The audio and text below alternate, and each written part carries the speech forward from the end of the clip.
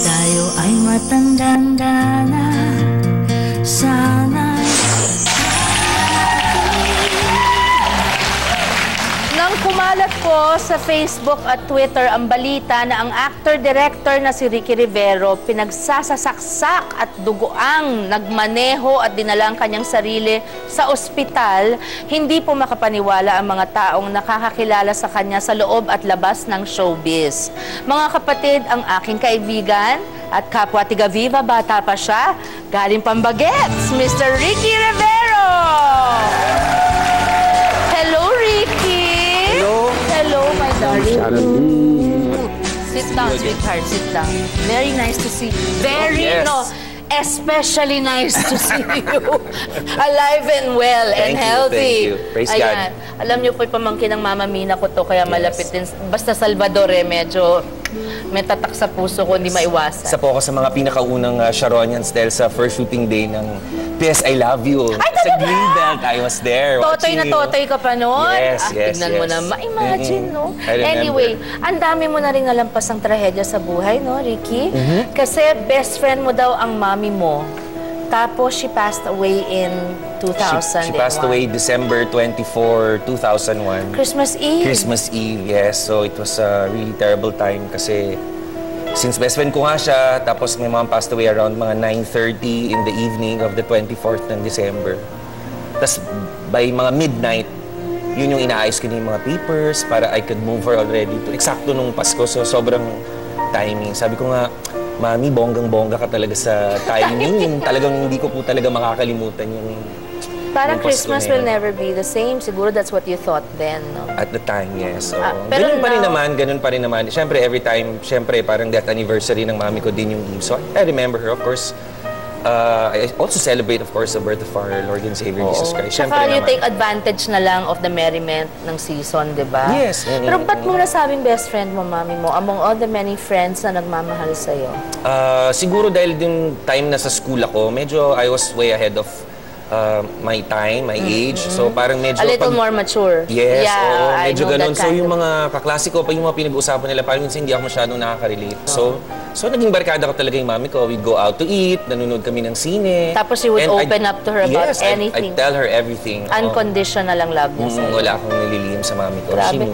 Eto ngayon, ang weight problem mo, nagsimulang maliit na pagsubok ng June 13, 2011, no? Yes. Nagsimulang maliit. Bago noon, nakilala mo na daw ang taong tinuring mong kaibigan na magtatangka pala sa buhay mo. Nakilala ko siya earlier that year. Earlier 2011 that year lang. sa Facebook din. Sa Facebook, nagpakilala siya sa'yo? Nagkakilala kami sa Facebook, yes. Paano, did he introduce himself? Or paano ba sa Facebook? I don't do Facebook you invite except... someone para maging friend, kasi nagpapa-invite, gano'n. Parang gano'n, yes. So, when you invite, parang, syempre, you trust na ang kausap mo. Pag matino naman Facebook, hindi mo isip. Nakakausap kasi nakaka-chat mo naman siya eh. Tapos eventually, yun, nagkita kami after ng mga several chats.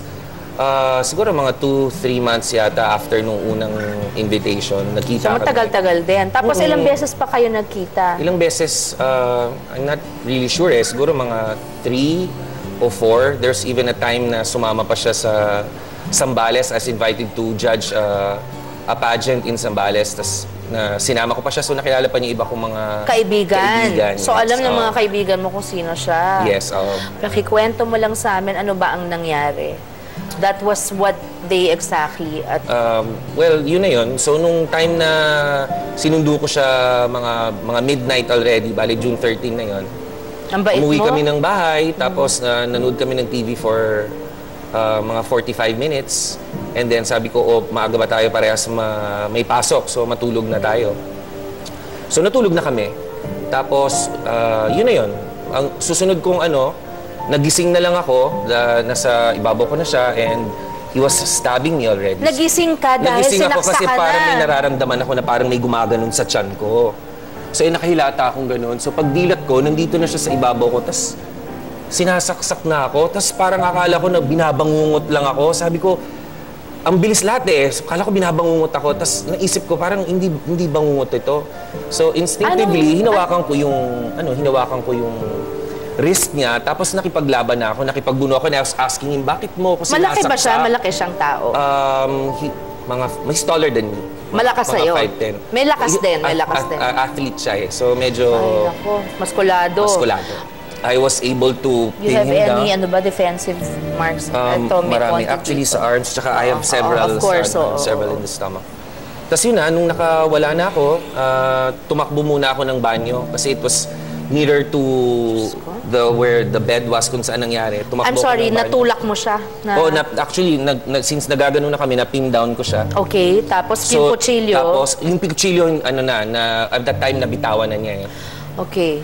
So, tumakbo ko ng banyo, sinara ko yung pinto, tapos inano ko yung shower kasi wala akong shirt nung natulog. So, parang ang dami ko ng dugo. I wanted to see kung gaano karami yung mga saksak. Tama ko.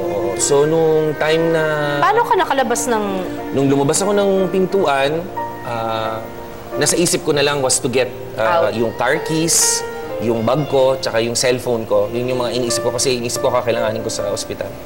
So, nung paglabas ko, hindi ko na masyadong naisip na sasalubungin niya ako kasi na-pin down ko na siya dun sa kamay. Anyway, sinalubong pa rin niya ako. Tapos tinalian pa niya ako ng tuwalya sa leeg. Tapos nag-struggle pa kami dun sa sahig nung... Gusto ka niyang sakalin?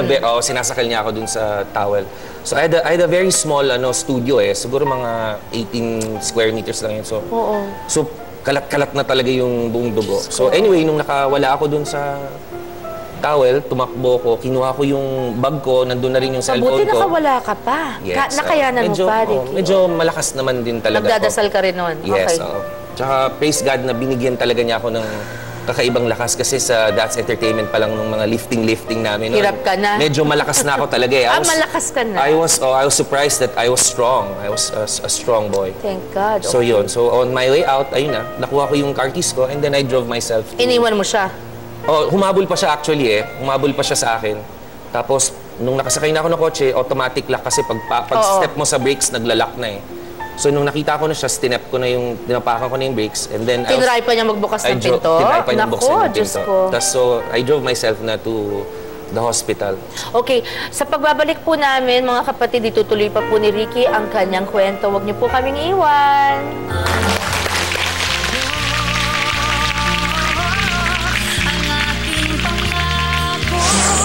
You can blow your candle now, Ricky. May your wish come true and all your wishes. Thank you.